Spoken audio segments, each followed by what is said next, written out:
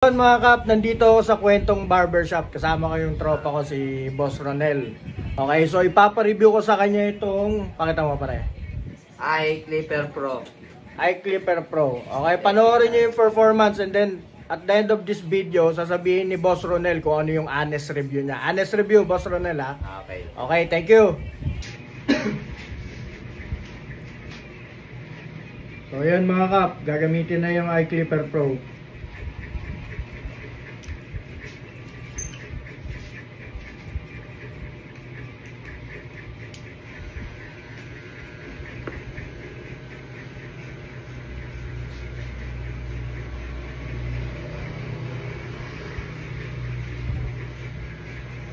Ganda.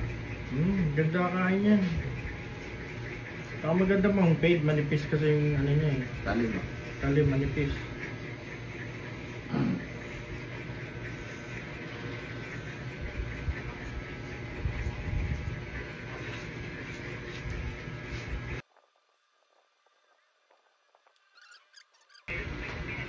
Yan, sige.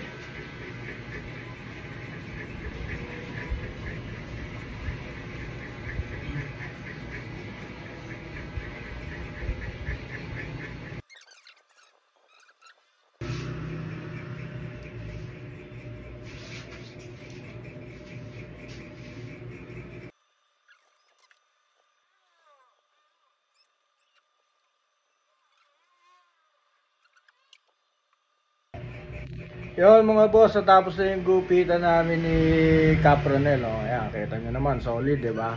Ngayon, Capronel, anong judgment mo sa paggamit dito sa iClipper Pro?